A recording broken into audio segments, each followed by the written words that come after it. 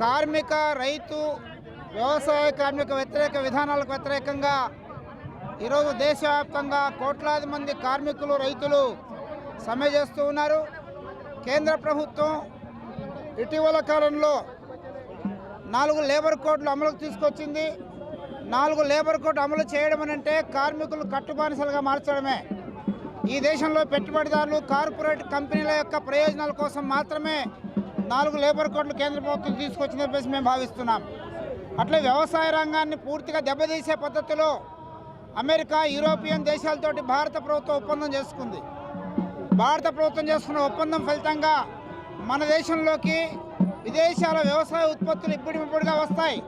మన దేశ వ్యవసాయం దెబ్బతింటుంది. మన పత్తి రైతులు, మొక్కజొన్న రైతులు, సోయాబీన్ రైతులు, పాల రైతులు పూర్తిగా నష్టపోతారు.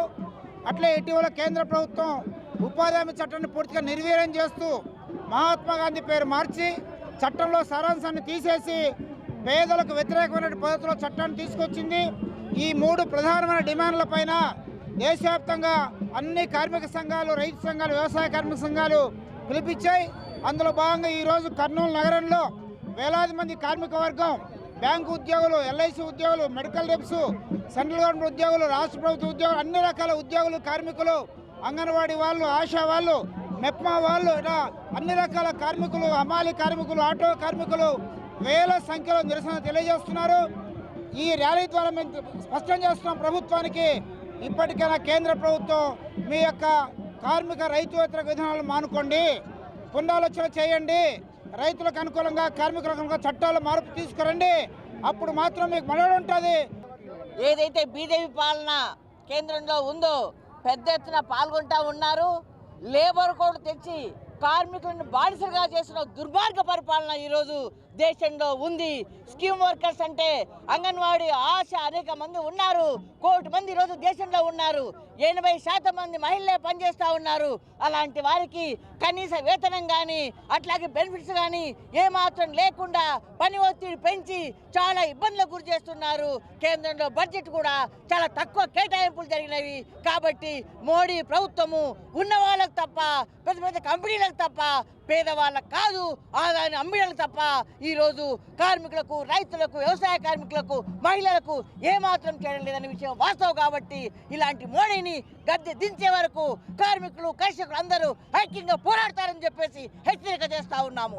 దేశవ్యాప్తంగా జరుగుతున్నటువంటి సార్వత్రిక సమ్మె ఈరోజు దేశవ్యాప్తంగా ఇప్పటికే కేంద్ర ప్రభుత్వం అనుసరిస్తున్నటువంటి కార్మిక రైతాంగ వ్యతిరేక విధానాలకు వ్యతిరేకంగా ఈ సమ్మె జరుగుతూ ఉంది. ఈరోజు నరేంద్ర మోడీ 3వసారి అధికారంలోకి వచ్చిన తర్వాత ఆకర్షణీయమైన నినాదంతో ఈ దేశాన్ని పరిపాలన చేస్తూ ఉన్నాడు. సబ్కా వికాస్, సబ్కా సాత్, అదేవిధంగా వికసిత్ భారత్ అని చెప్పి ఆయన నినాదాలు ఈరోజు పెద్ద ఎత్తున ప్రజల్లో తీసుకుపోతూ ఉన్నాడు.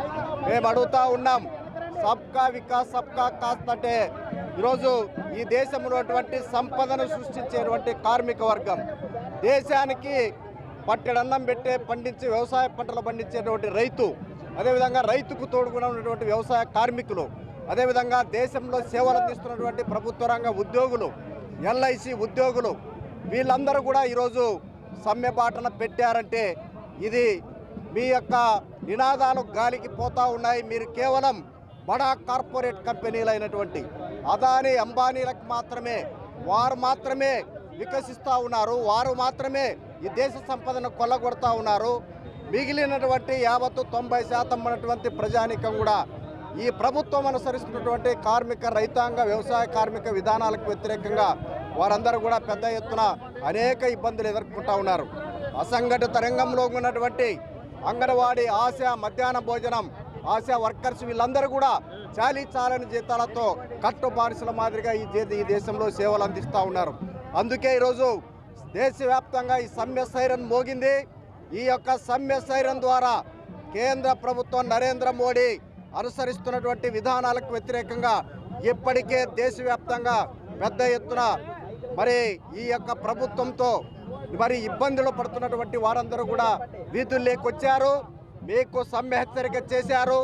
ఇప్పటికైనా నరేంద్ర మోడీ తన వ్యతిరేక విధానాలు మానుకోవాలి.